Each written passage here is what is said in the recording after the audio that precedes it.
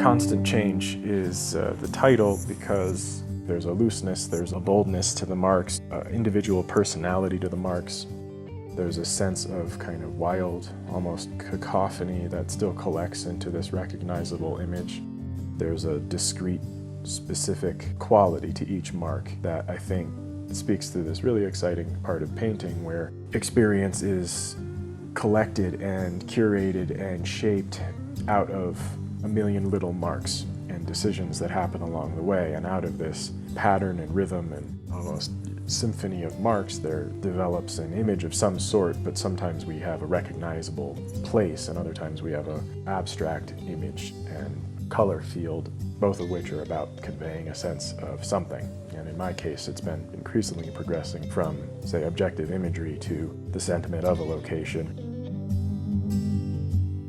The primary body of work was produced in late 2018 and 2019, but there are a few paintings from as far back as 2015. Approaching Day is the earliest piece in the show.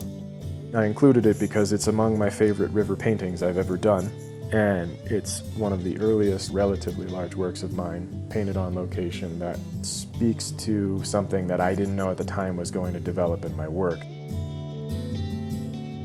This particular painting, Lewis, we talked about in the studio because it's one that I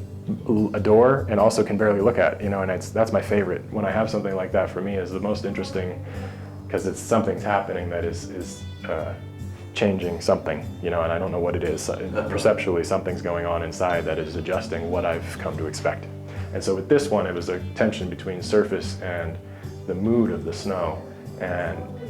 the fact that the snow felt like it was assaulting me as I was out there, you know, and I realized as I was painting, unlike the other piece, which has a nice atmosphere and soft sort of feeling into the depth of snowstorm, the large one out my back door that is, this one was in my face and assaulting me, and I realized that that was what I had to paint that day, you know, that if I'm following with the feeling of a day and doing my best, that's what I have to focus on, is usually whatever the predominant thing is. My main goal is to paint what I'm experiencing on location. That's why I don't really use photos except for drawing reference once I'm back in the studio and I'll have already covered my canvases. I find I really like to saturate myself with the sort of sense of a place because I believe really the best